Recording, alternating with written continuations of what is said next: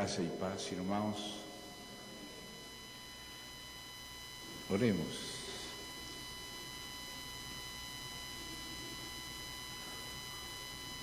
Querido Pai,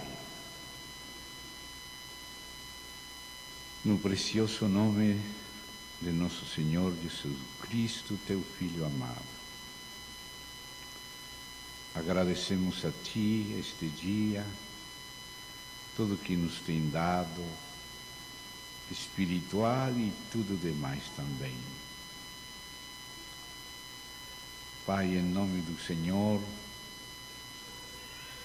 pedimos a Ti, nos ajudes a nos voltar para Ti de todo o coração, esperar de Ti todas as coisas confiadamente.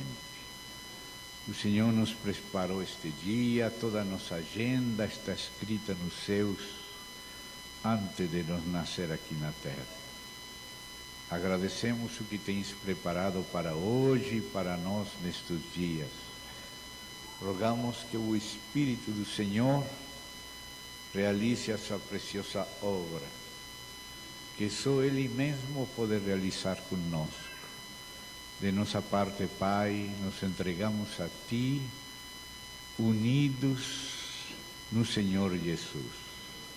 Nos entregamos em Seu nome e pedimos a Ti a operação do Teu Santo Espírito, que seja o Senhor iluminando os olhos de nosso entendimento, ao mesmo tempo fortalecendo nosso homem interior e nos conquistando como noiva para Ti. Queremos andar contigo e cooperar em Ti no propósito eterno de nosso Pai.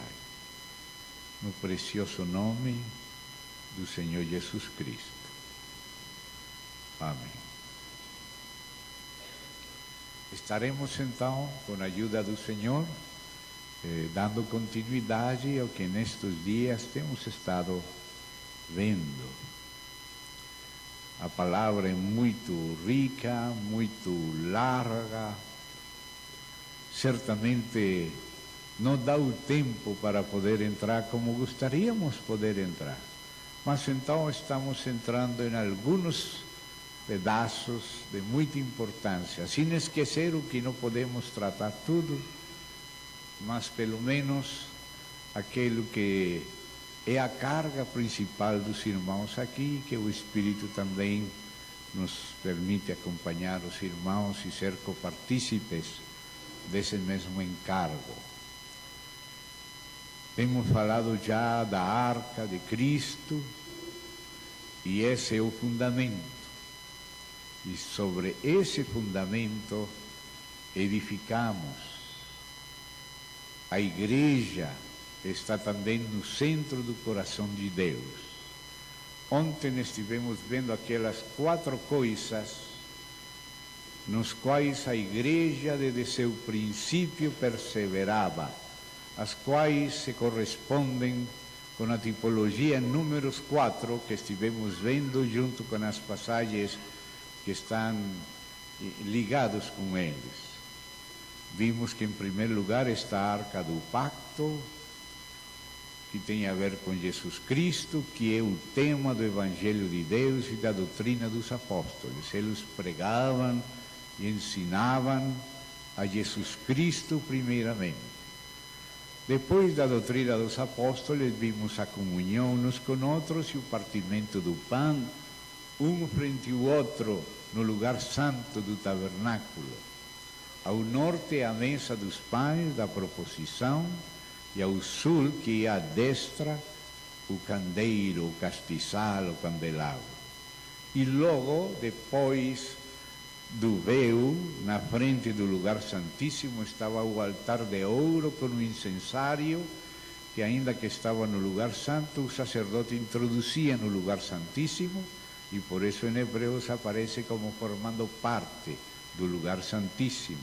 Ainda que começava no átrio, às vezes nós estamos na alma, estamos em nós mesmos, mas unidos com aquelas espécies machacadas que se juntavam ao incenso, que está no incensário, por vir misturados com Cristo, Ele nos conduz de nossa própria alma ao Espírito. E por isso aquele incensário entrava desde o lugar santo nas mãos do sacerdote ao Santíssimo. E assim nos conduz o Senhor de nós mesmos, em união com Ele, à comunhão com seu Pai, em Cristo Jesus. Agora, hoje, vamos abrir de novo lá em Êxodo 25 e vamos à terceira passagem, que tem a ver um pouco mais com a carga dos anciãos da igreja aqui. O tempo não nos dá para ver com detalhes tudo, então vamos ter que saltar a parte da mesa dos pães da proposição. Quem quiser aprofundar nesse tema, na biblioteca da igreja existe um livro chamado A Casa e o Sacerdócio, que é o que estamos vendo. E nesse livro tem uma seção larga acerca da mesa dos pães. Então, quem gostaria de preencher esse vácuo, o material está nas mãos dos irmãos na própria biblioteca da igreja, e alguns irmãos também pessoalmente têm ele. Vamos saltar então essa parte da mesa dos pães da proposição para chegar ao candelabro, o candeeiro, o castiçal de ouro, que tem a ver com a igreja.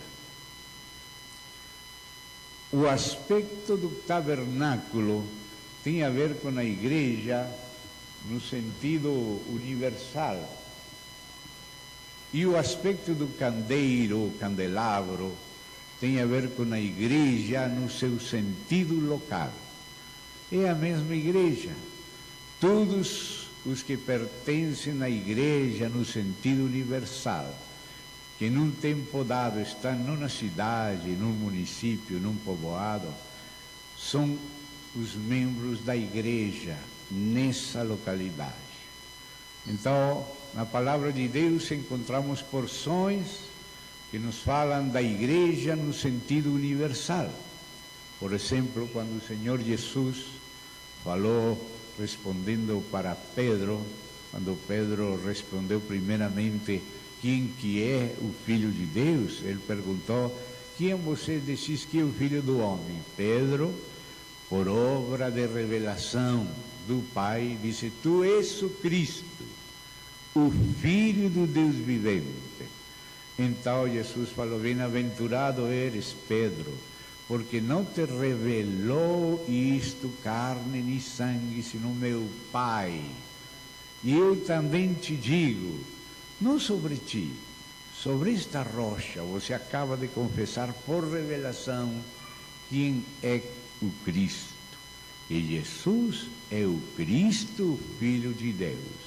Sobre esta rocha edificarei a minha igreja.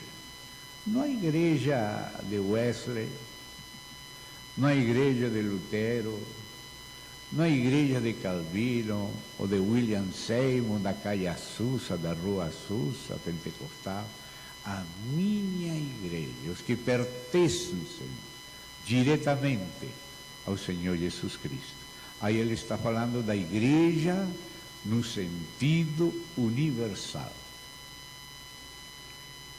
Também em Efésios, por exemplo, em Colossenses, se fala da igreja no sentido universal. O corpo que é a igreja, diz em Efésios, a igreja a qual é o seu corpo, diz em Colossenses, identificando a igreja com o corpo de Cristo. Ou seja, todas aquelas pessoas que o Senhor comprou com seu sangue e regenerou com seu Espírito, o Espírito batizou essas pessoas num corpo. E esse corpo não é uma denominação, nenhum grupo entre a cristiandade, não. O corpo é a somatória de todos os verdadeiros filhos e filhas que foram lavados pelo sangue de Cristo, receberam nele pela fé e nasceram de novo pelo Espírito. Cada um deles forma parte da igreja no sentido universal de Deus. Não me estou referindo, claro, a uma denominação que se chama de Igreja Universal, mas que não inclui a todos os filhos. Não me refiro à organização de Dilma Macedo, me estou referindo ao corpo único de Cristo. Amém? E outras epístolas, como por exemplo 1 Coríntios, trata da igreja na localidade. E em Apocalipse aparecem aqueles 7 candeiros rodeando o Filho do Homem, e cada candeiro é a igreja de uma cidade, a igreja em Éfeso, a igreja em Esmirna, a igreja em Pérgamo, a igreja em Tiatira, a igreja em Sardis, a igreja em Filadélfia, a igreja em Laodicea. Não são denominações, são cidades onde a igreja está.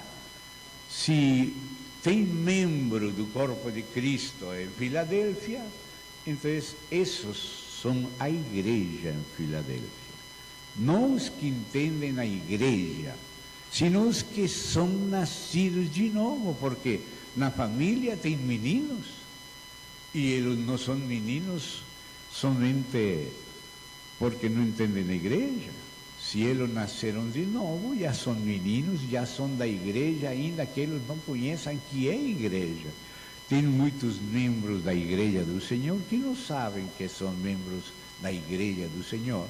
Se identificam mais com batista, com metodista, com congregacional, com qualquer outro nome que não está na Bíblia, porque essas igrejas com esses nomes não estão na Bíblia. Na Bíblia só tem a igreja em tal lugar, ou as igrejas em tal região. Sempre o limite da igreja local é a cidade, é a população, o município, a aldeia. Todos os que são de Cristo que estão nessa cidade pertencem à igreja do Senhor Jesus nessa cidade. Ainda eles não entendam, porque a igreja se vai entendendo um pouco além, depois de nascer de novo, precisa outros fundamentos primeiro, e depois vai chegar também a um mistério de Cristo à igreja, no sentido universal, que é um mistério, e o mistério dos candeiros, que se refere à manifestação da igreja no tempo, em cada lugar. E nós precisamos entender estes mistérios de Deus. Os mistérios de Deus são muitos, e diz a Bíblia que tem que ser administrados. Está o mistério do próprio Deus, Cristo, está o mistério da vontade de Deus, o mistério da economia divina, o mistério da piedade, o mistério do Evangelho, o mistério da fé, o mistério de Cristo, a igreja, o mistério do matrimônio, o mistério dos 7 candeiros e das 7 estrelas na destra de Deus. E existe um mistério do reino dos céus, e também um mistério, como tem o mistério da piedade, tem o mistério da iniquidade. O mistério da mulher da Babilônia e da besta que trai ela com 7 cabeças, 10 chifres. O mistério da final trombeta. Todos esses mistérios, tanto pelo lado positivo como pelo lado negativo, têm que ser administrados à igreja. Um desses é o mistério de Cristo à igreja, no sentido universal. E o mistério dos 7 candeiros de ouro, no sentido local. Então, hoje vamos falar da igreja no sentido local. Assim como o tabernáculo em geral nos fala da igreja no sentido universal, o candelabro, o candeeiro, nos fala da igreja no sentido local. Os que pertencem a Cristo pertencem à igreja universal e, portanto, se estão numa cidade, pertencem à igreja nessa cidade. Amém? Nós somos de tal ou qual denominação. Paulo não aceitou isso, e se acaso morreu Paulo por vocês? ou foste batizado no nome de Paulo, para que vocês digam que pertencem a um ministério e não a Cristo?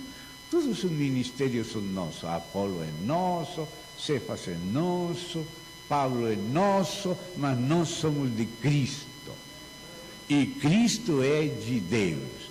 Nossa comunhão com os irmãos é graças a Cristo, porque participamos do mesmo Cristo e do mesmo Espírito de Cristo. Quizá ainda não chegamos à unidade da fé e do conhecimento, porque começamos sendo meninos e todos vamos crescendo, mas a todos se nos deu a beber de um mesmo Espírito, e esse Espírito nos batizou todos num corpo. Então a Bíblia fala da unidade do Espírito que já existe e que só temos que guardar. Mas uns poucos versos no mesmo capítulo 4 de Efésios, se nos fala da unidade da fé e do conhecimento do Filho que temos que alcançar.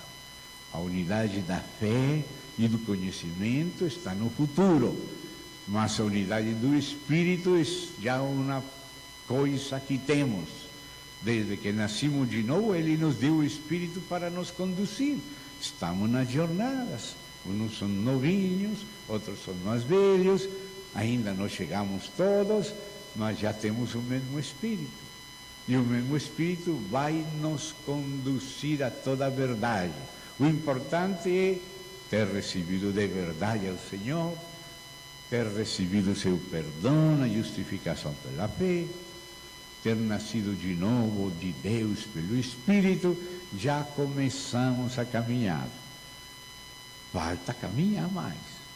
E falta chegar juntos à unidade da fé e do conhecimento e à unanimidade.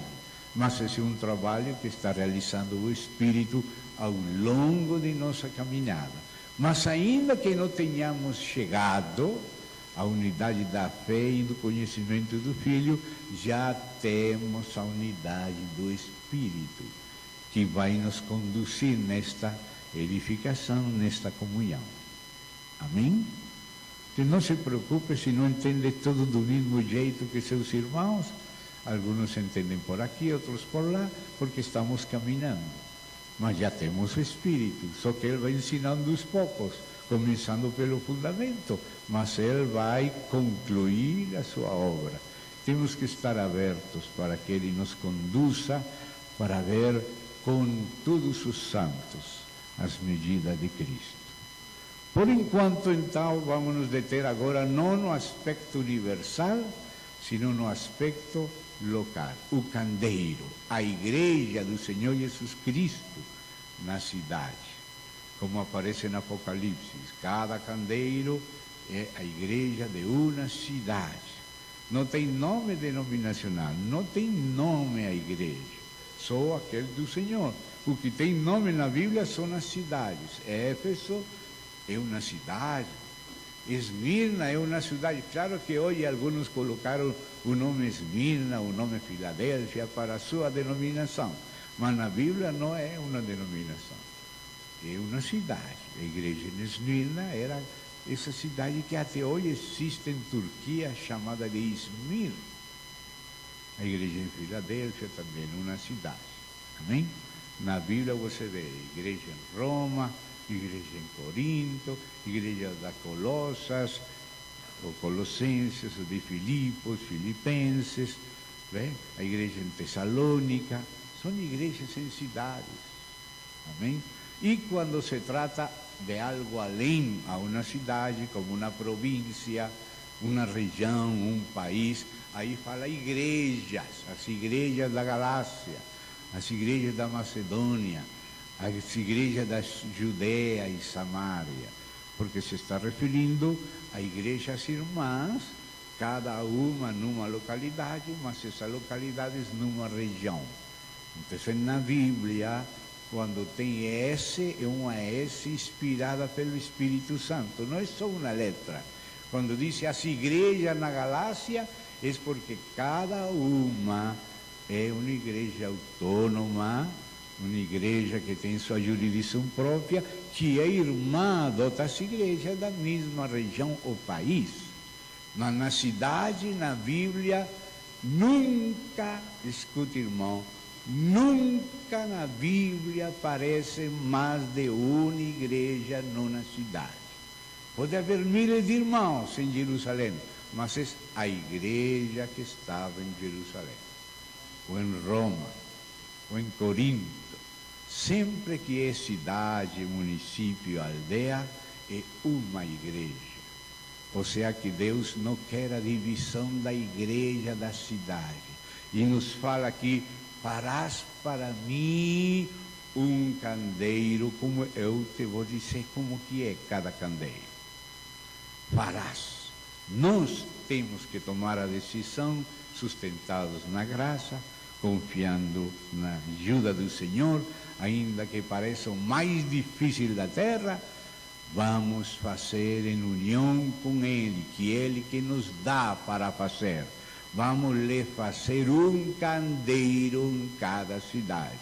Se estamos nesta cidade, temos que ser parte desse candeeiro e agir coletivamente como uma só igreja. Porque na Bíblia não existe nenhuma cidade com mais de uma igreja. Pode se reunir em muitos lugares, ter muitos anciãos, pastores, evangelistas, mestres, mas não existe igrejas de mestres na Bíblia. Não existe igrejas de apóstolos. Não existe igreja de Paulo, igreja de Pedro, igreja de Apolo. Não existe igreja de João. Existe a igreja em Jerusalém. Aí estão todos servindo juntos. A igreja em Antioquia, aí estão juntos os profetas e mestres servindo a igreja em Antioquia. Assim que quando Deus não coloca uma S, porque é uma cidade, ou porque é uma aldeia, um município, nós não podemos colocar S dividindo a igreja, nem sequer em duas. É um candeeiro com uma cana e um pé.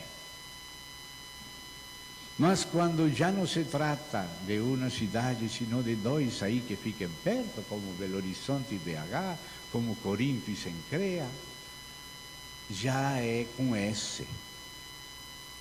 A igreja em Belo Horizonte é uma, a igreja em Contagem é outra.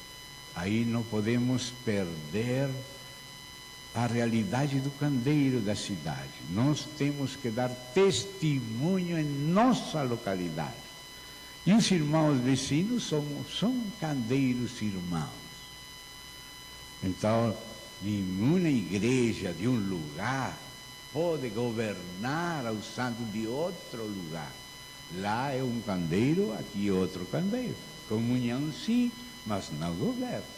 Então, todos temos que aprender a respeitar a igreja em cada cidade. Se os irmãos de lá nos recebem para cooperar, podemos cooperar, mas não sobrepassar a medida que eles solicitam. Porque uma S significa várias jurisdições, pelo menos dois. Mas uma falta de S significa uma jurisdição só. Então agora vamos ver como é a igreja de uma localidade. E aí estamos em Êxodo 25, desde o verso 31 a 40.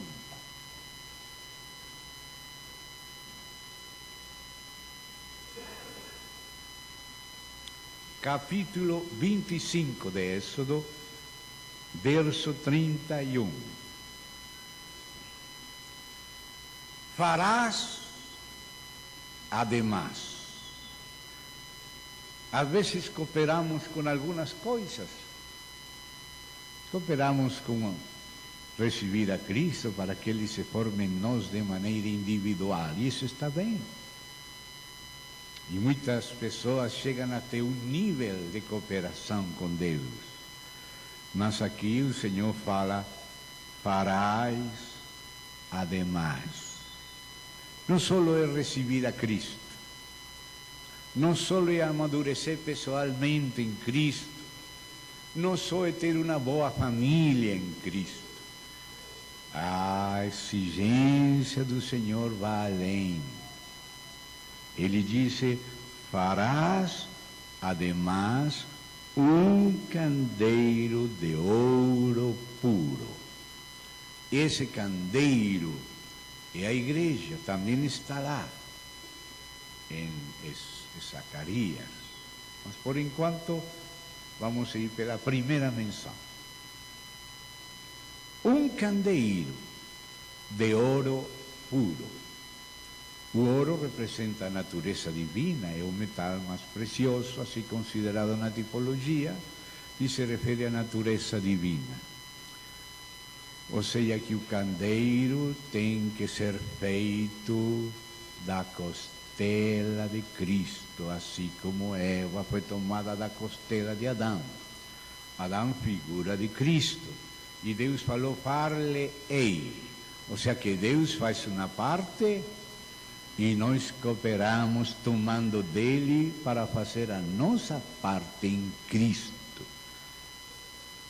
Se Deus disse farás, é porque Ele entregou a nós uma responsabilidade. Por que o Senhor falou assim? Eu quis, mas você não quis. Quantas vezes eu quis juntar teus filhos, mas você não quis, e por isso tua casa fica deserta, porque você também está deixando deserta a casa do Senhor, que não é de pedra, não é de organização, é a família dele. Se você tem 10 filhos e 9 estão na mesa, mas falta um e a cadeira está vazia, o pai sente que está faltando um filho nessa cadeira. E ainda que está alegre com as 99 ovelhas, o coração dele está com aquela que falta. Já passei de 9 a 99. Então, esse é o coração de Deus, e nós temos que respeitar e ter o mesmo sentir de nosso Senhor, e não ser indiferente se falta algum irmão. Nós temos que ter coração para todos os irmãos, não os irmãos que nós gostamos, senão os irmãos que Deus gerou. Se Deus gerou alguém, esse é o nosso irmão. Eu goste ou não goste, tenho que gostar, porque é filho de nosso Pai. Nosso Pai gera certos filhos que alguns não gostamos, mas temos que gostar. Não podemos ser nacionalistas, não podemos ser classistas, não podemos ser racistas, não podemos ter racha no nosso coração. Temos que incluir aos que o Senhor incluiu. Temos que receber como Ele nos recebeu. E como Ele nos recebeu? Na base de alguma coisa nossa?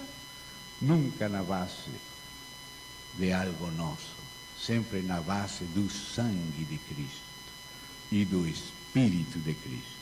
Assim como Ele nos recebeu, nós temos que receber a todos os que nosso Pai gerou. Eles são nossos irmãos, se nasceram de novo em Cristo. Esse coração temos que ter. Não quer dizer que vamos aprovar os pecados, não, isso se trata em família, Mas se é um filho, é um irmão. Temos que nos ajudar uns a outros, nos guardar, nos proteger, até nos corrigir, exortar, mas ser irmãos. Como Paulo fala, ele fala uma gama de disciplina segundo as situações, mas sempre dentro da igreja. Às vezes temos que guardar distância, mas diz, mas não o tenhais por inimigo, sino admoestá-le como a irmão. Amém? Então, um candeeiro de ouro puro, um candeeiro. Farás um candeeiro. Temos que ter clara a ordem da unidade da igreja. A igreja em Cristo, no Espírito, é uma. Todo o material dela é de ouro, assim como Eva, toda foi feita da própria costela de Cristo. Deus tomou da costela dele para lhe fazer uma ajudadora idônea. E assim o Senhor faz a igreja com aquilo que é de Cristo. Muitas vezes nós queremos introduzir na igreja coisas nossas.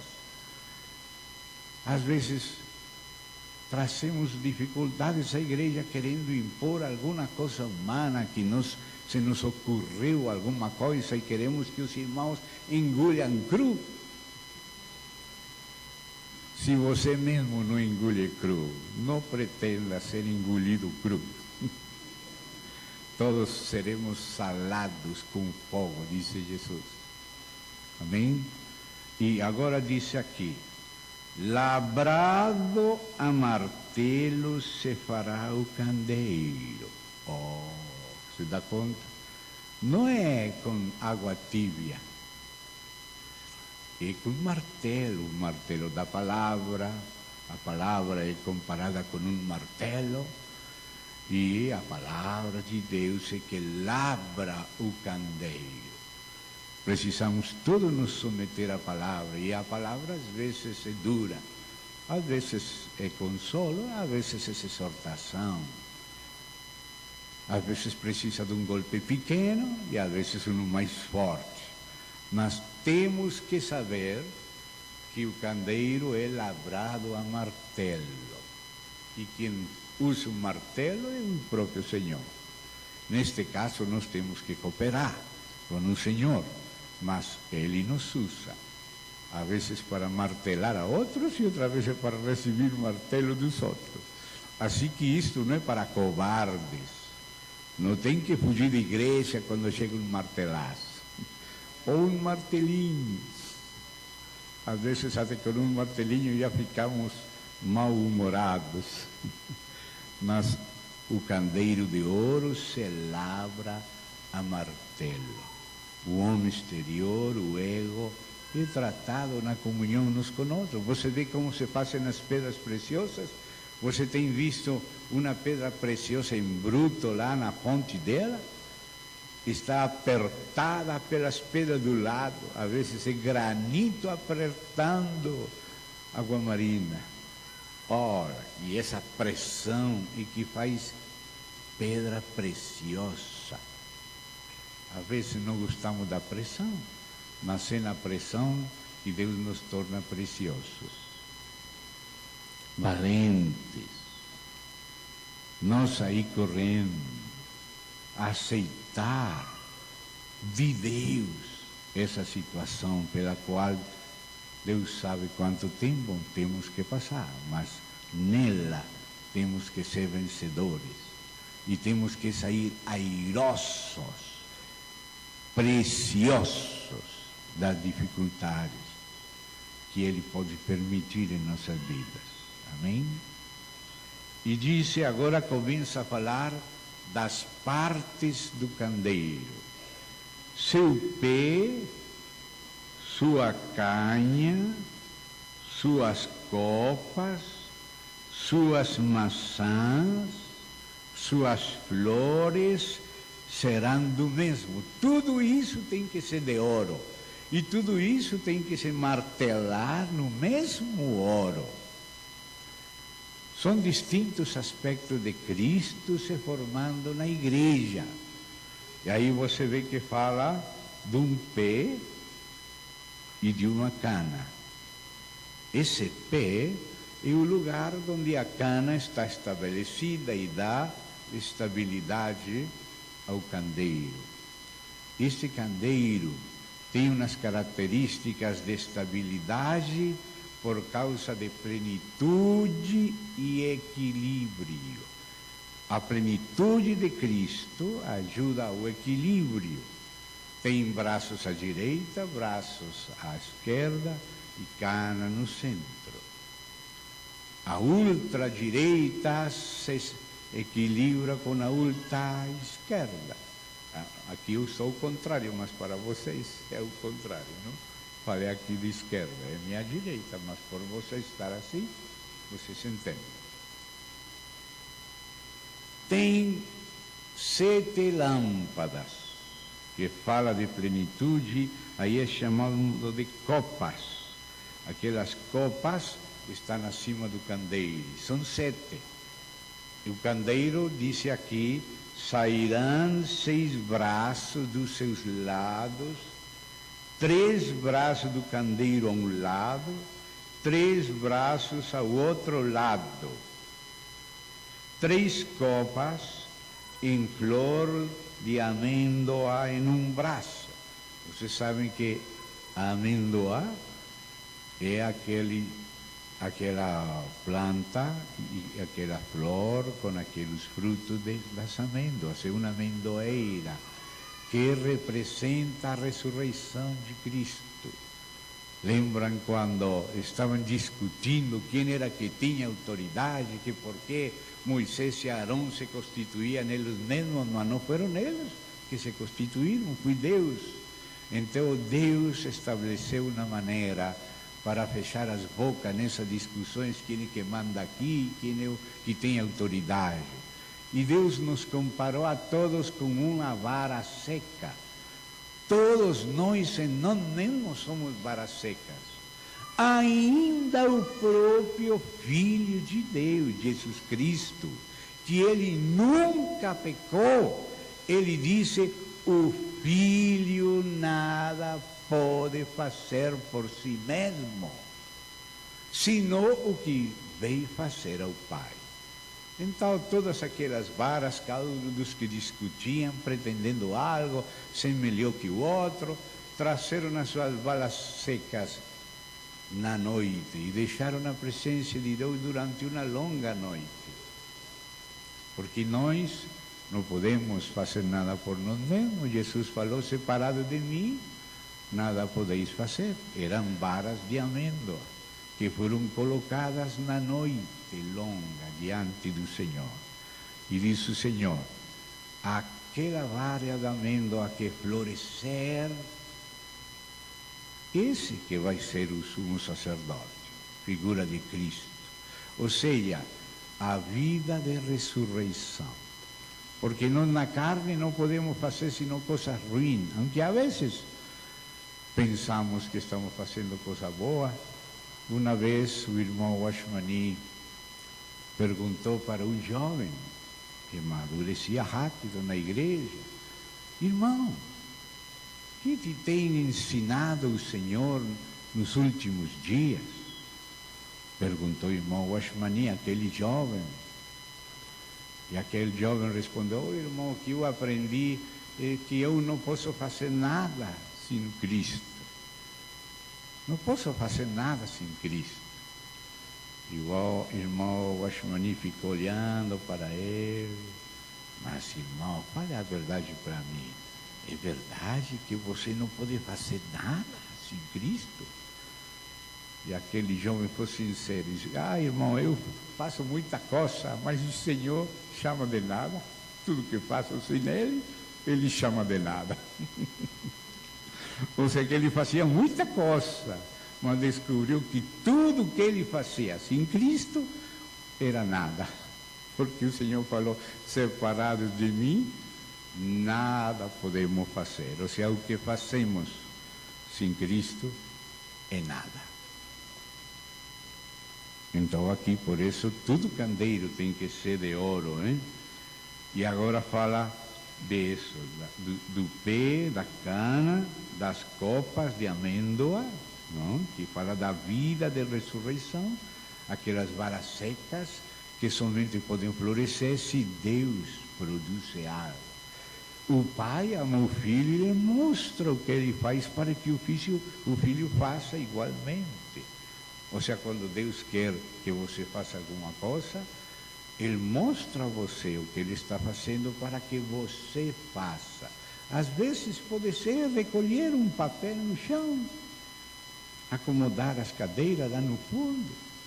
Às vezes pode ser evangelizar alguém. Às vezes pode ser viajar para a Índia, mas geralmente começa fazendo coisas aqui mesmo na casa. ele tem que iniciar com aquela vida de ressurreição. Você sabe que foi Deus que impulsou você e ajudou você, que não é você sozinho. Então, aí fala dessas copas de amêndoa, fala de maçãs, de flores que falam da vida. E estas maçãs são o fruto do macieiro. Na Bíblia, no Cântico dos Cânticos, a noiva fala do noivo, dizendo que ela se deitou à sombra do macieiro e o fruto do macieiro foi bom para ela. E esse macieiro é Cristo. Cristo é a árvore de maçãs. E as maçãs são o fruto do Espírito.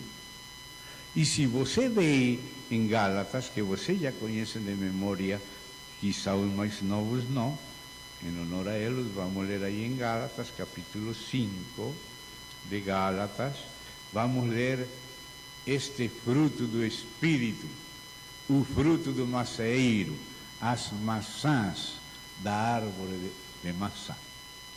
E diz aqui, verso 5, verso 22 em Gálatas, e o seguinte: mas o fruto do Espírito é amor, gozo, alegria, paz, paciência, benignidade, bondade, fé, mansidão, temperança. 9. Contra tais coisas não há lei. Este é o fruto do Espírito. Se você volta lá para Êxodo 25, onde estamos lendo no candeeiro, aí você vê que são 9 as maçãs. Veja. Sairão 6 braços dos seus lados. Tem uma cana central, aquela coluna vertebral que representa Cristo, de quem saem braços para a direita e para a esquerda. E disse: 3 braços do candeeiro a um lado, 3 braços ao outro lado. Agora, olha o que tem cada braço. 3 copas em forma de flor de almendro, ou de amêndoa, num braço. Fala da ressurreição, por isso amêndoa e por isso 3. Porque o número 3 é o número da ressurreição. Jesus Cristo ressuscitou ao 3º dia. Então, por isso, cada braço tem que ter a vida da ressurreição. As 3 copas de flor de amêndoa em cada braço. E diz assim: 3 copas, verso 33, plenitude de Cristo. 3 copas em forma de flor de almendro em um braço, uma maçã e uma flor, a flor da vida e a maçã o fruto. Mas é só uma maçã em cada braço. E diz mais: assim os 6 braços que saem do candeeiro. Na cana central do candeeiro, 4 copas em forma de flor de amêndoa. E aí, como é cana central, é a ressurreição, mas compartilhada com a criação, para ser uma nova criação. Suas maçãs e suas flores. Verso 35. Haverá uma maçã debaixo de 2 braços do mesmo, outra maçã debaixo dos outros 2 braços do mesmo. Assim, para os 6 braços do candeeiro, suas maçãs e seus braços serão de uma peça, é o mesmo Cristo. Tudo isso uma peça, labrada a martelo de ouro puro. Depois vem as lâmpadas aqui. Mas vamos nos ir detendo um pouco mais aqui nestas maçãs. Esse candeeiro que é a igreja parece uma árvore de maçãs, porque é o corpo de Cristo. Na Bíblia, em Cântico dos Cânticos, a árvore maçaneira é o Senhor Jesus. A seu fruto me despertei. Aos pés dele, disse ela, ele que é a árvore, mas ele se está incorporando na igreja, e a igreja vira um candeeiro que parece uma árvore de maçãs, é o corpo de Cristo. Mas escute como estão distribuídas as maçãs. Tem uma cana central, que é o centro, e é a coluna vertebral que tem a ver com Cristo. E aquela cana tem 3 maçãs, uma acima, outra no meio e outra mais abaixo. Na maçã da cima saem 2 candeeiros, centro-direita e centro-esquerda. O centro puro é a cana, mas tem um pouquinho para a direita e um pouquinho para a esquerda, e esses primeiros braços da direita e da esquerda são centro-direita e centro-esquerda, que se juntam na primeira maçã, que é amor. O amor junta os que estão mais perto, ainda que esteja um pouquinho para a direita, um pouquinho para a esquerda, porque, irmão, você sabe que Deus tem gente de direita, de centro e de esquerda na igreja? Você não lembra de Mateus, que era um publicano? Os publicanos eram imperialistas, estavam a favor do Império Romano porque trabalhavam com ele e viviam da conexão com os imperialistas. Essa é ultradireita. Os publicanos, sabe o que faziam?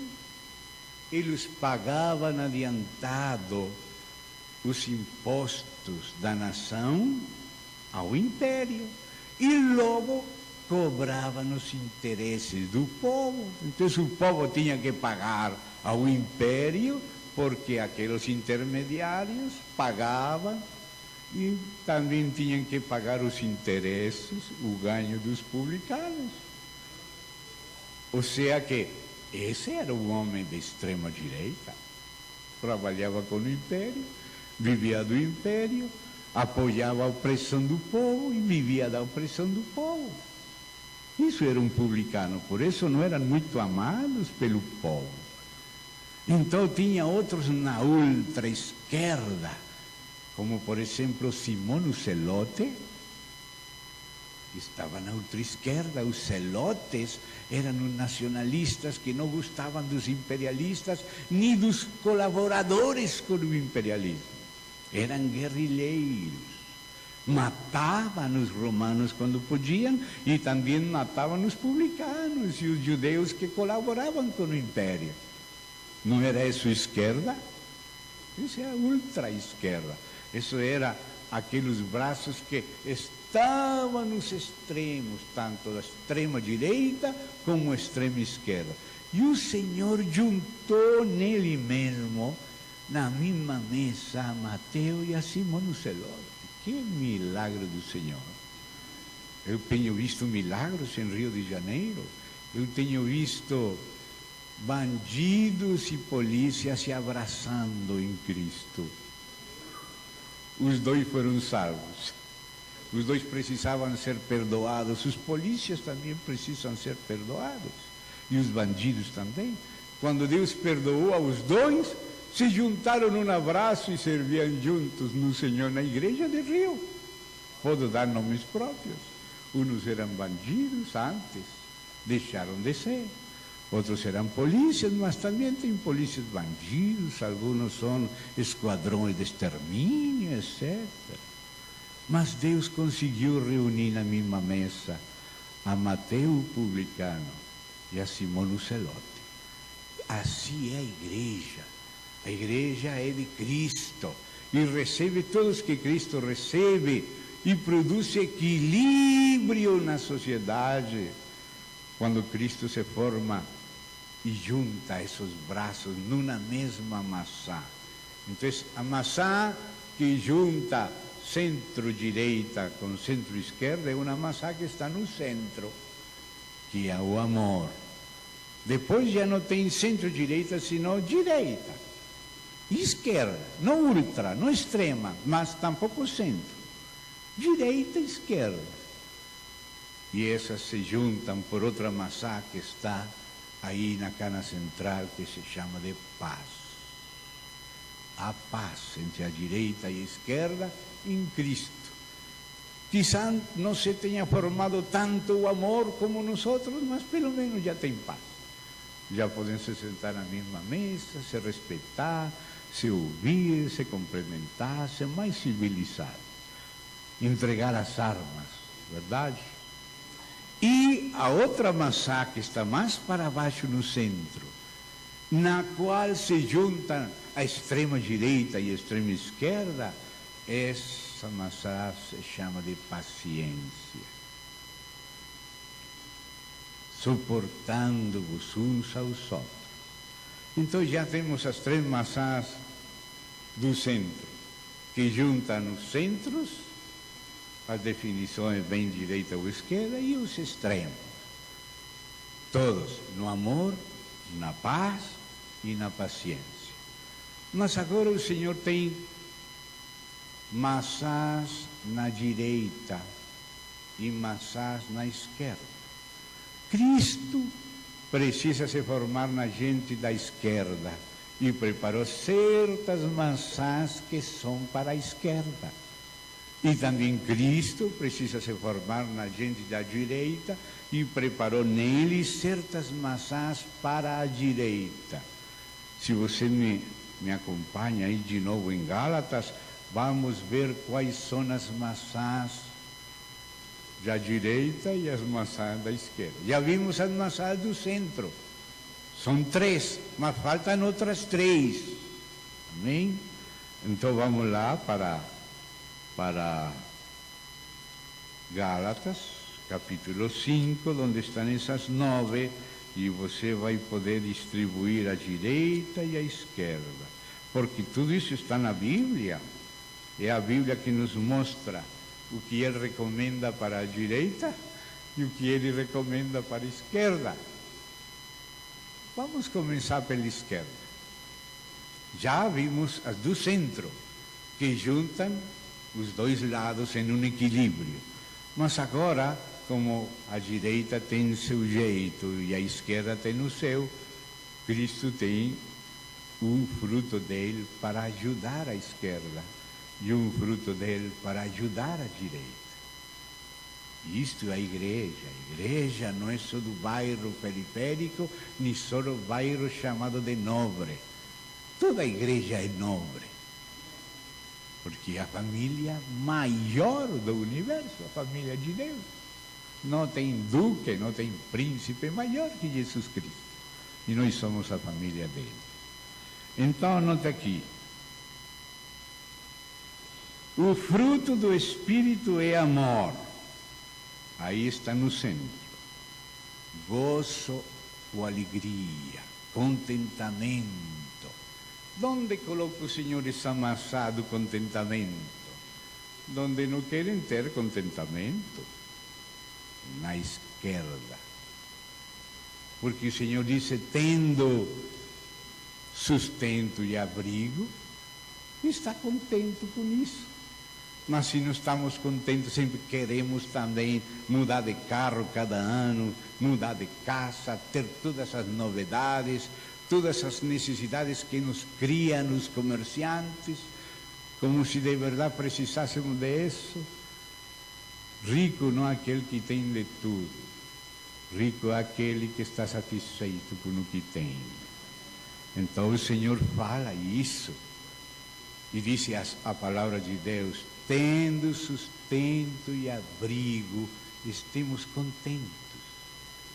Não está protestando, não está sempre amaldiçoando. Nossa boca tem que ser de louvor, não de queixa. Nem de queixa avança, só louvor. Não mistura. Agradecido a Deus porque Ele tem cuidado de nós. Então, é uma maçã que Deus quer na esquerda. Outra maçã que Deus quer na esquerda se encontra no final desse mesmo verso. Fé. Fé. Essa maçã foi preparada especialmente para a esquerda. Todos precisamos de fé, mas quem tem muito dinheiro, às vezes pode fazer mais do que deve, e faz o que não deve.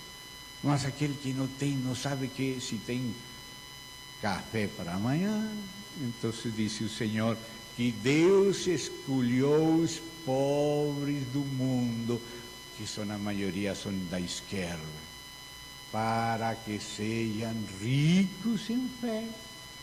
Ou seja, Deus quer nos enriquecer na fé quando permite que tenhamos necessidades e nisso aprendamos, como diz Paulo, que ele aprendeu a ter abundância e a ter necessidade. Ele aprendeu tudo isso de Cristo. Quando ele não tinha nada e se tinha necessidades, aprendeu a fé do Filho. Não se preocupe que vais comer, que vais beber, cada dia tem seu mal, não se preocupe. Confie em Deus, olha, sabes como Deus sustenta elas. Deus escolheu os pobres do mundo para que sejam ricos em fé. Assim ensina o Espírito por Paulo para Timóteo. E Jesus também havia falado, não? Acerca de Paulo, pelo Espírito, de nos contentar com o que temos. E aqueles soldados que queriam estorvar, explorar, disse João Batista, se contenta com seu salário. Porque Deus é que tem cuidado de nós. Nossa confiança tem que ser em Deus. Amém? E outra maçã, a terceira, para a esquerda. Esta que está aqui em primeiro lugar no verso 23. Mansidão. Porque nós queremos pegar as armas, queremos matar. Mas o Senhor disse, aprendei de mim que sou manso e humilde de coração, e acharei descanso para vossas almas. E Deus tem cuidado de nós, não temos que estar pensando em 5 anos, não. Só pensa no dia de hoje. Só se preocupa de fazer o melhor que pode com Cristo no dia de hoje, que Deus tem muitos anos preparando o que você vai comer. Os discípulos estavam pescando e propositadamente parece que o Senhor mandou os peixes para o outro lado, e eles pescavam para este lado. E quando eles saíram, o Senhor já tinha preparado o peixe, o primeiro peixe. Mandou pescar no lado que eles pensavam que era errado, e aí encontraram a provisão de Deus. Uma parte ele já tinha preparado, o primeiro peixe, os outros peixes podiam trazer eles daquele milagre. Irmão, Deus já tem o peixe preparado. Só se preocupe em obedecer a Ele. Não esteja pescando onde você acostuma. Faça aquela loucura de obedecer a Deus. Faça, seja louco nessa coisa. Obedeça a Deus. Pesca no outro lado. Parece que o Senhor não sabe pescar, mas Ele é quem mais sabe pescar. Se Ele manda pescar no outro lado que você nunca encontrou peixe, vai encontrar aí. Só obedeça ao Senhor. E vai pegar e vai colaborar, e já o peixe já está preparado na areia, bem gostoso. Então tem que confiar. Aprendei de mim que sou manso e humilde de coração, e achareis descanso para vossas almas. Não estarei agitado, preocupado, que vou comer, que vou beber, como vou vestir, vou tirar daquele que tem lá dentro quando sai para o trabalho, vou pular a parede. Não precisa. Não precisa pular a parede. Pula para o Senhor. Senhor Jesus, você sabe, temos filhos, e o Senhor, irmão, já tem demonstrado, por exemplo, nosso irmão George Miller, aquele que começou a sustentar 1, 2, 3, 5, chegou a 2.000 órfãos que ele sustentava pela fé. E escreveu um livrinho contando os testemunhos. E o título do livrinho dela era 50.000 orações respondidas, uma por uma, contando como Deus respondia. Às vezes estava a mesa posta, os pratos vazios, as taças vazias, mas ele orava: vamos dar graças a Deus pelo café de hoje. E orou, davam graças a Deus, e enquanto estavam dando graças, batiam na porta. Uma padaria não conseguiu os pães como o público gosta, então passaram para ele na hora certa. E outro carro de leite quase se danou aí na frente do orfelinato, onde estavam os órfãos, e esse leite foi para ele na hora de dar graças a Deus com pratos vazios. Na hora, Deus providenciou. Esse é o nosso Deus, Yahvé Jireh, nosso provedor, também nosso sacerdote, nossa vanguarda, nossa paz, nossa justiça, sempre está conosco. Então, essas maçãs foram preparadas por Deus para adornar essa árvore de vida que é um candeeiro, que é Cristo na igreja se formando. Mas temos que ver também as maçãs que o Senhor coloca na direita. São as que faltam aqui. Vamos de novo aí. Amor, gozo, paz, paciência, isso já encontramos. Agora vem duas: benignidade e bondade. E no seguinte verso, temperança, porque a direita é um pouco dura, quer ter direitos de nobreza, e que os demais são servidores deles. Os demais só existem para servir eles. E são duros. Então o Senhor quer colocar, como disse Paulo dos Salmos, que se lembrem que eles também têm um amo nos céus, que não faz acepção de pessoas. E o Senhor, sendo rico, se fez pobre. Assim diz que os pobres Ele escolheu para ser ricos em fé, e os ricos se escolheu também para ser generosos. Então, benignidade quer Deus naqueles que Ele colocou nesses lugares que acostuma ocupar a ultradireita e a direita. A ultra é armada também. E outra não é armada, parece uma democrática, mas são um pouco racistas, um pouco classistas, não se coloca nos sapatos dos outros. Então Deus coloca, quando Cristo se está formando neles, coloca esse aspecto de Cristo. Tudo Cristo, mas aqui falta de maneira especial benignidade, bondade e temperança.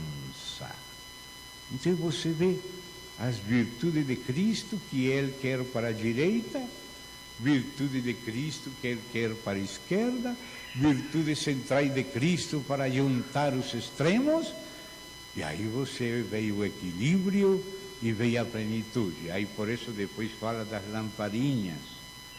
37, note-se, 3 e 17, aí lhe farás, e é algo que temos que fazer. 7 lamparilhas, as quais encenderás para que alumiem hacia adiante. Ou seja, as lâmpadas são 7 que estão acima dos braços e da cana. E essas lâmpadas é onde está o azeite para alumiar, e são 7. E alumia desde esquerda a direita, de direita a esquerda, desde o centro para os dois lados, e nos fala da plenitude da luz. E nos fala plenitude, nos fala de equilíbrio. Se somente você se cuida de um lado, o candeeiro vai cair para esse lado. Se só cuida do outro, o candeeiro vai cair, vai perder equilíbrio. Mas a igreja é a casa de Cristo. Cristo na sua casa, como dizem Hebreus. Então, é a plenitude de Cristo na igreja. Cristo com um coração inclusivo. Não podemos ter uma igreja só de brancos, como aparecia lá em Sudáfrica com o apartheid.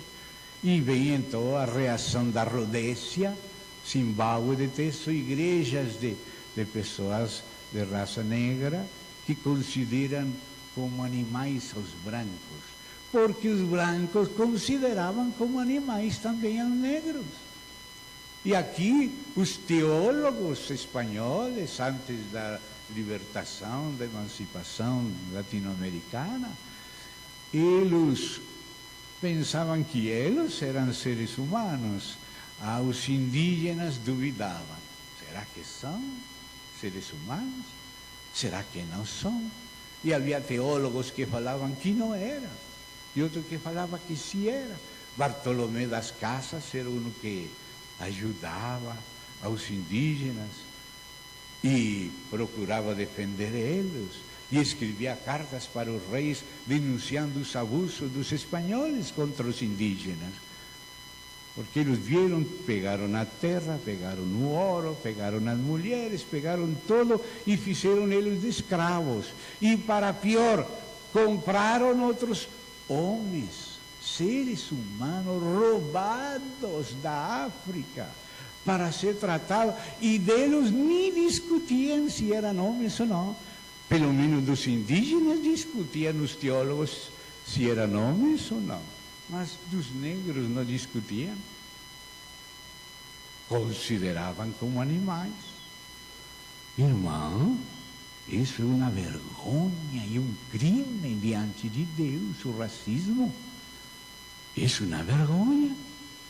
Nossos seres humanos, ainda teólogos, iam para a missa, e nas primeiras cadeiras da missa, cada cadeira tinha um nome de uma família, da nobreza, e se sentavam nos primeiros lugares na catedral. Quando terminava a catedral, lá fora da catedral, fora, no átrio, tinha um cantinho para que os escravos estivessem em pé, dando as costas para a missa, e era o direito ouvir a missa no cantinho lá fora, em pé e de costas. E essas pessoas que faziam isso, será que não tinham o Espírito Santo? Pensavam que isso era normal? Até esse ponto se pode chegar, porque não conhecem a Cristo. O que está passando agora lá do ISIS, degolhando os cristãos? Diz que servindo a Deus, degolhando os cristãos. E que falou Jesus? Vem a hora em que qualquer que vos mate pensará que está servindo a Deus. Ou seja, o diabo disturba o entendimento, os sentimentos. A pessoa, no homem natural, não entende nada. Tem que nascer de novo para compreender.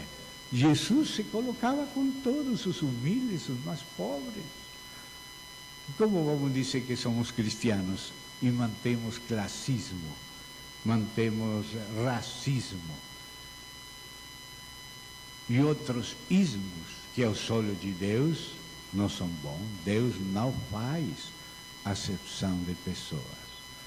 Para Ele, todos temos o valor altíssimo do sangue de Cristo. E Ele morreu por todos nós. Como alguns, interpretando mal a predestinação, pensam que não tem que ir evangelizar na África, porque Deus não escolheu eles. Os escolhidos somos nós. Meu Deus! Isso é uma vergonha histórica, que durou muitos séculos. Mas o candeeiro, a igreja, não é assim. Não tem igreja de raças, não tem igreja de classes sociais, não tem igreja de nacionalidades, de temperamentos. O Senhor salva eruditos e também salva analfabetas, e junta tudo na mesma igreja. Todos nos preocupando por todos, todos compartilhando o mesmo Cristo. A escravidão foi terminada na igreja sem disparar um tiro. Você lê a carta de Paulo a Filemão, que tinha um escravo chamado Onésimo, e agora Paulo disse: recebe a Onésimo não como escravo, sino como irmão amado. E se ele te prejudicou em alguma coisa e em algo te deve, coloque essa dívida na minha conta. Ainda que você, Filemão, você também se deve a mim, porque você estava perdido. Eu preguei a você e você é salvo. Também, Filemão. E agora, Onésimo. E Onésimo, disse a história, chegou a ser o bispo, um dos presbíteros, bispo da igreja em Colossos. Um antigo escravo, agora é um amado irmão. Recebe a ele como a mim mesmo. Paulo não precisou de armar os escravos numa revolução. Ele tratou ele mesmo, eles, como irmãos amados. Se dá conta, irmão? Essa é a revolução cristã. Não é com exército, não é com a espada, é com o Santo Espírito. Isso que disse aí em Zacarias 4.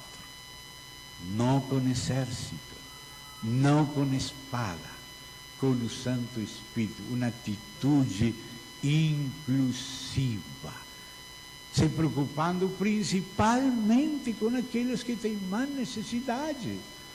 Não podemos ignorar isso. Temos que nos colocar como se colocou o Senhor em nossos sapatos.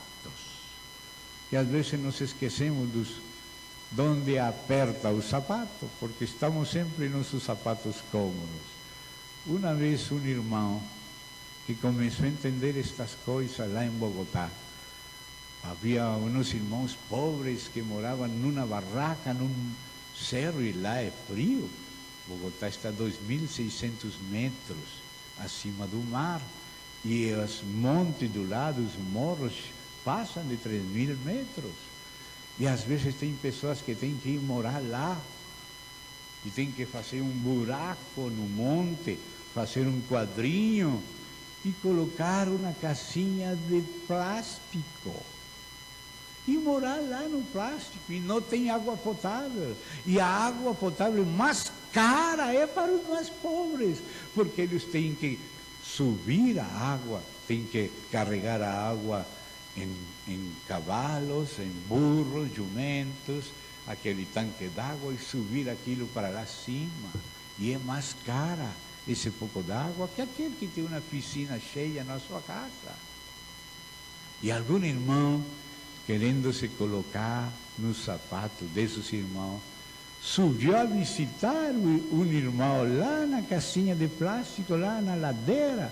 Estava chovendo, tudo cheio de lama. Aquele irmão se resbalava de novo e subia de novo, já tudo sujo, e em lugar de ficar bravo, ficou feliz porque estava compreendendo um pouquinho aquele irmão que morava lá. Que não era uma vez em 3 meses que se resbalava na lama, senão era a normalidade. Não tinha banheiro, só tinha um buraco lá na terra.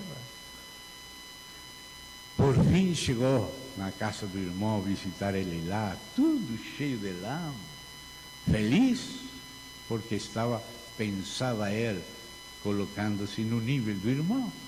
Quando chegou lá, o irmão, como chegar, não se preocupa. Você pode voltar para a sua casa, tomar banho quente e se mudar de roupa. Aí se deu conta a distância que ainda faltava para chegar perto do irmão. Ele podia voltar, chegar na casa dele, mudar de roupa, lavar a roupa, tomar banho quente, perfumado, tudo. O irmão lá não podia. Quanto faltava para se colocar ao lado dele?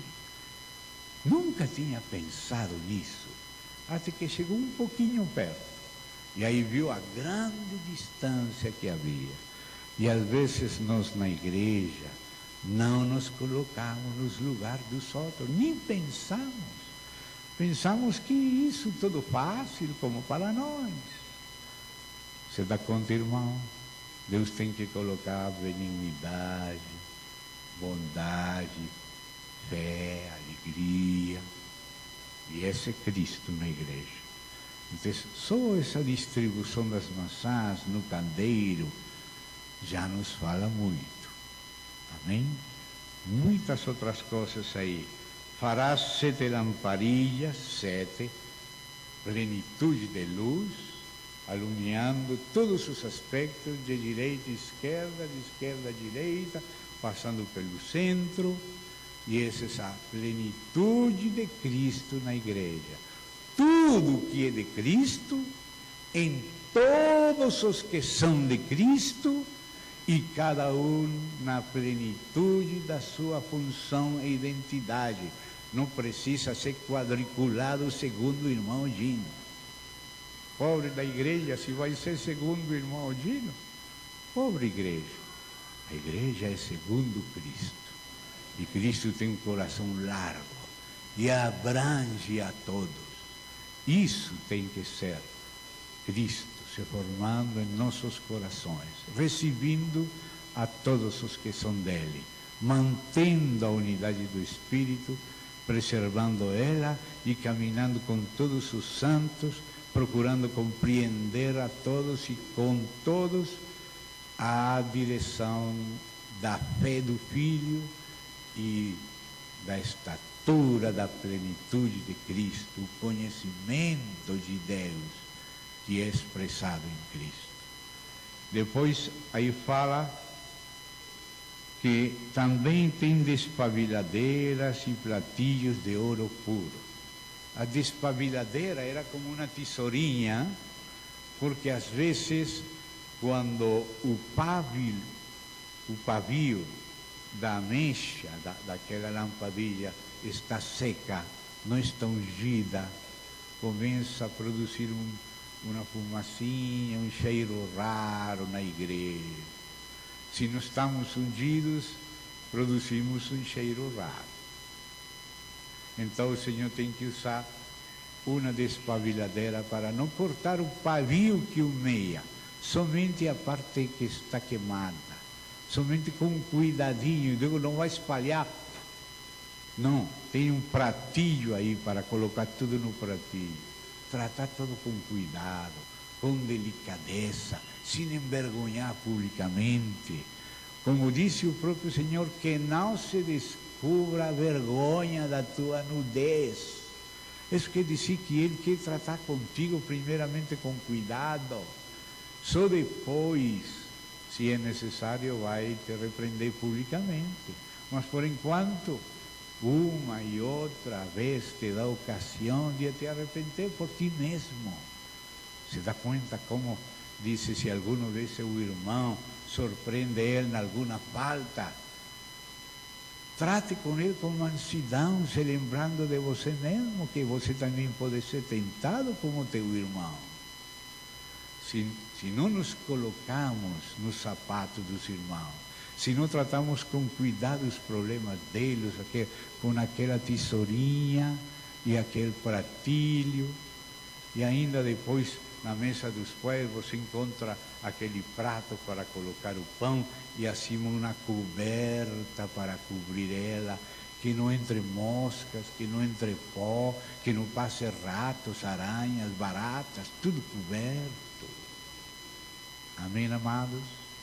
E então disse, de 1 talento de ouro fino o farás. Tem talento de 33,5, exatamente a idade de Cristo. Tem outro de 50, de 40 e tantos, mas tem este que se associa com a estatura de Cristo. O candelabro é feito de 1 talento de ouro, a martelo. Só o que é Cristo formado em nós debaixo do martelo de Deus, nos dando equilíbrio, nos dando plenitude. E disse, olha e faz. Olha como está aqui o desejo de nosso Pai, e faz conforme o modelo que tem sido mostrado no monte. Terminamos este pedaço, mas se você me suporta um pouco mais, vamos a Zacarias, capítulo 4, que também fala do candeeiro. Vamos complementar. Hoje é o último dia da minha estadia aqui por esta vez, se Deus permite que há outra. E amanhã tenho que sair e já não temos tempo de ver tanta coisa, mas pelo menos vamos um pouquinho ver no Zacarias 4 acerca do candeeiro. Zacarias 4, para complementar.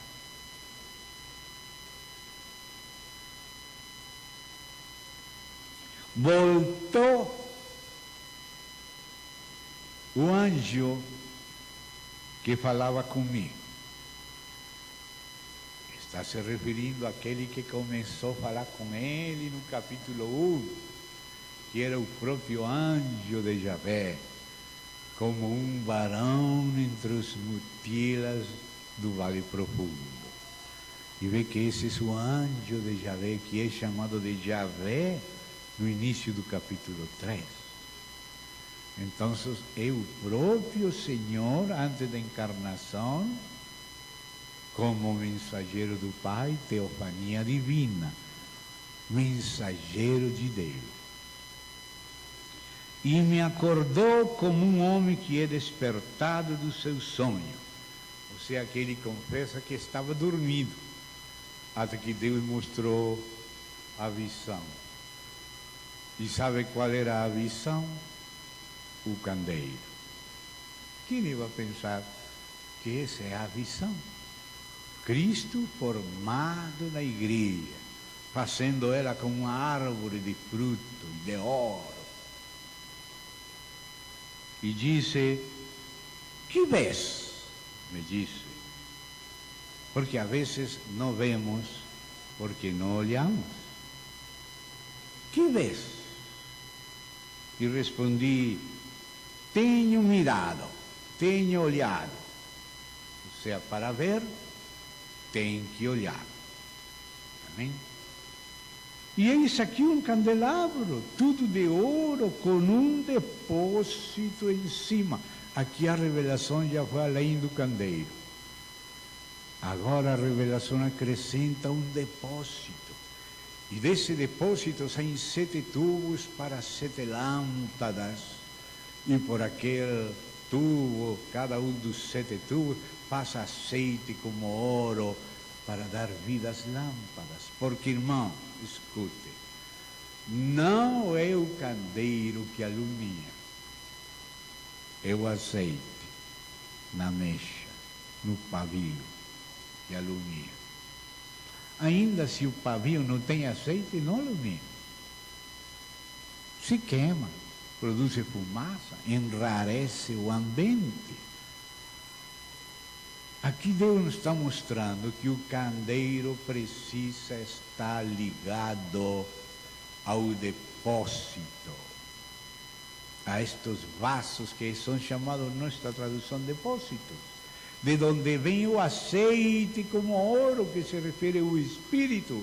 São 7 tubos que conduzem o azeite como ouro desde o depósito para as lâmpadas. A igreja sozinha, se no fluir do Espírito não alumia, precisa a conexão com Deus, a conexão com o Espírito, precisa do ministério do Espírito, através do ministério do novo pacto.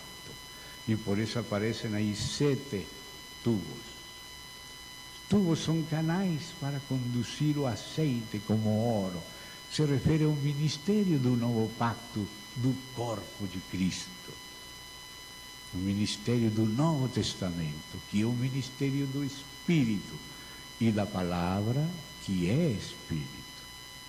Então aí você vê um depósito acima e seus 7 lâmpadas acima do candelabro, 7 tubos para as lâmpadas.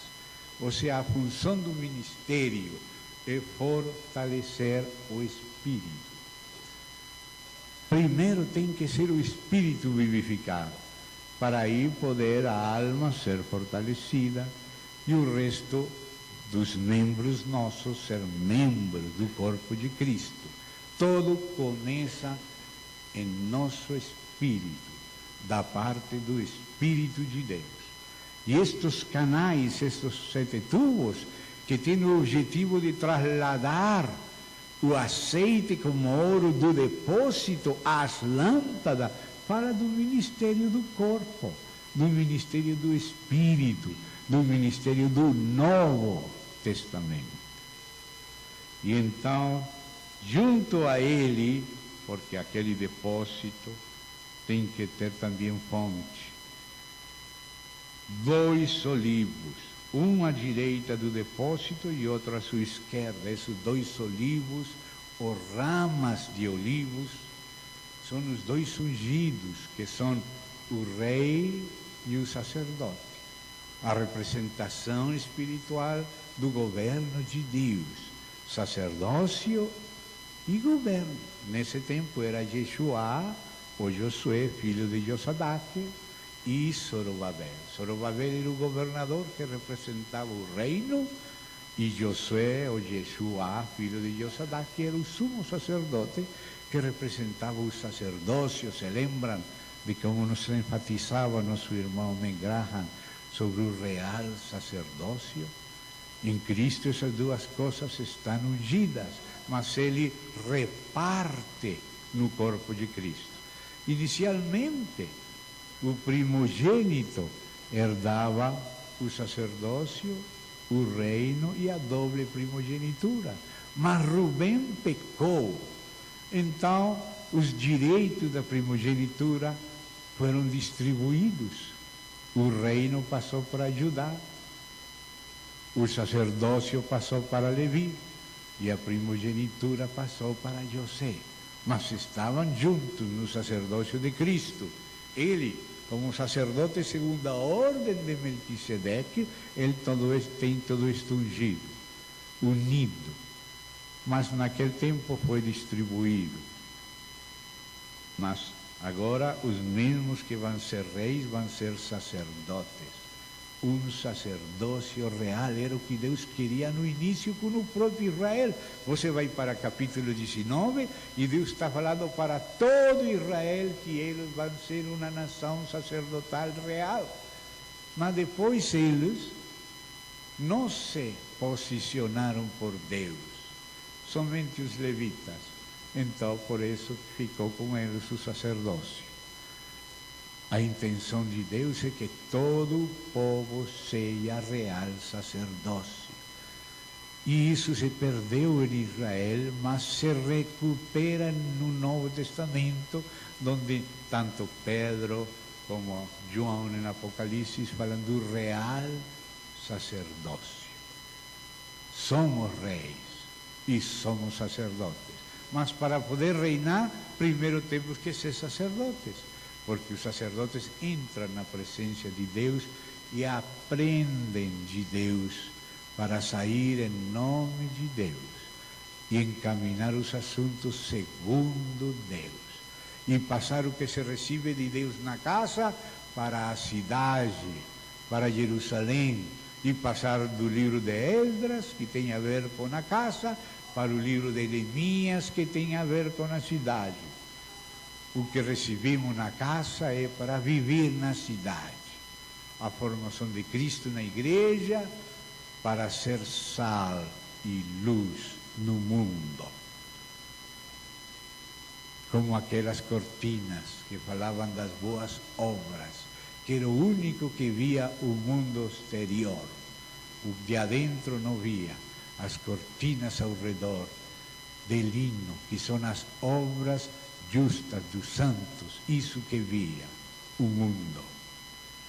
E disse: prossegui e falei comigo aquele anjo que falava comigo. Sempre é para se referir ao mesmo anjo de Javé, aquele varão que é Javé, que é Cristo, que aparece também esse varão em Ezequiel, como vimos. E disse, o anjo que falava comigo respondeu-me e disse: não sabes que é isto? Eu disse: não, Senhor meu. Então respondeu e me falou dizendo, qual era a pergunta? Que é isto? Isto é o candeeiro alimentado por azeite como ouro do depósito, por tubos em direção aos espíritos, as lâmpadas do santo da igreja. Que é isto? Então disse, esta é a palavra de Yahvé a Zorobabel. Zorobabel aqui é tirado, semente tirada fora da Babilônia, para restaurar a casa.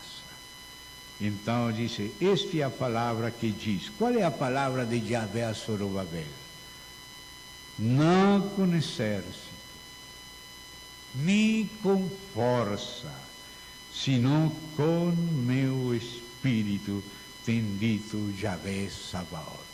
E agora fala Deus para aqueles montes, aqueles impérios do mundo que estão na terra, onde a igreja vai se formando, o povo de Deus. Já termino.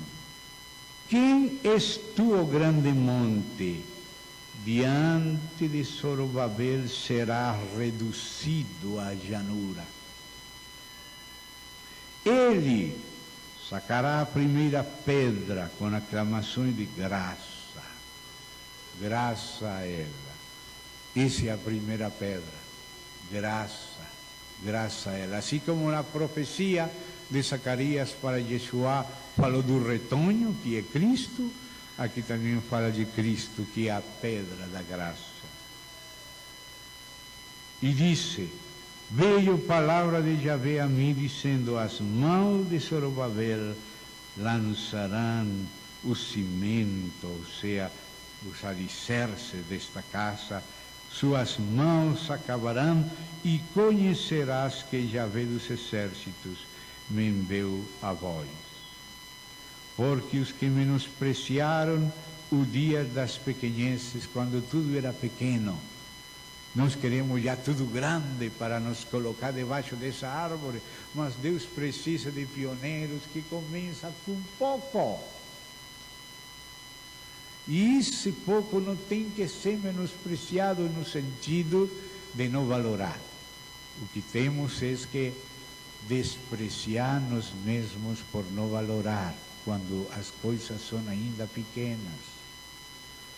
E diz aqui, verão a promada na mão de Zorobabel. A promada é o chumbo. E o chumbo é aquele metal que traz o peso para o centro. Cada metal tem um sentido na Bíblia, o chumbo também. O chumbo é aquele que faz retornar tudo ao centro. Por isso é que pode dizer quando a parede está reta. Que vai para os extremos, não. Mas o Senhor sempre, através do chumbo, leva as coisas ao centro. Não deixa passar para um extremo nem para o outro. Tem que aprumar a parede. E então diz aqui, estes 7 que já tinham sido mostrados a Josué atrás, aí no verso 3:9, eis aqui aquela pedra que pôs diante de Josué, este Josué e Yeshua, o renovo, coroado, figura de Cristo, que tem que edificar a igreja e ter dela vencedores para o milênio, e que aparece aqui, sobre esta única pedra há 7 olhos, como são os 7 olhos olhando aos justos, os que esperam em Deus, esperando cooperar com eles. Eis aqui, eu gravarei a sua escultura, a escultura da pedra.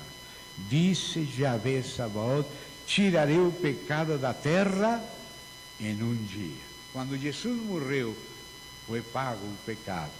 Mas no milênio, que é um dia para o Senhor, porque um dia é como 1000 anos, o pecado da terra será tirado e se viverá assim. E disse, naquele dia, esse dia quando ele tira o pecado, que é o milênio, cada um de vós convidará seu companheiro debaixo da sua videira e debaixo da sua figueira. No milênio estará a videira e a figueira, e haverá comunhão debaixo da videira e da figueira, entre os companheiros, nesse dia que o Senhor está esculpindo primeiro na história da igreja. E agora volta a relacionar com isso no capítulo 4 e explica que são. E diz então, estes 7, final de verso 10, são os olhos de Javé que percorrem toda a terra. Fale mais e disse, que significa estes 2 olivos, à direita do candeeiro e à esquerda? Também tem olivo na esquerda e na direita.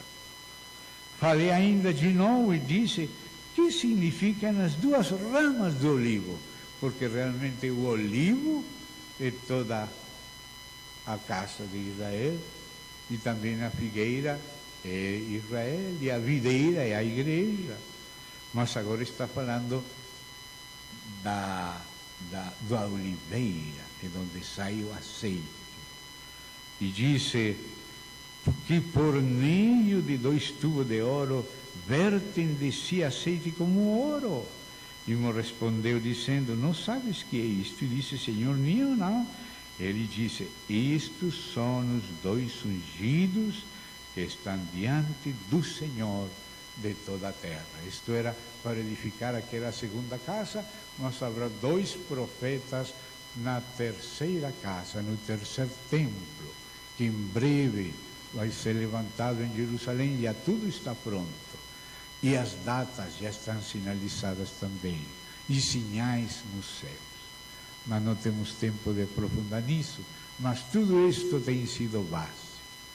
Então vamos parar aqui, porque seguramente o almoço já está frio, você já tem fome, então vamos dar graças ao Senhor que nos permitiu, pelo menos, ver estas coisas. Oremos ao Senhor juntos. Querido Pai, agradecemos a Ti Tua fidelidade, Tua presença no meio de nós, prometida, Teu socorro, Teu cuidado cerca de nós. Pedimos que podamos continuar caminhando prendido da Tua mão, fortalece nosso homem interior, ilumina os olhos de nosso entendimento para compreender tudo que atanye a nossa colaboração em Cristo contigo. Isto sirva para nós, compreendamos a Tua vontade e façamos com Cristo e nele, segundo o modelo mostrado no monte. Em nome do Senhor Jesus. Amém. Obrigado.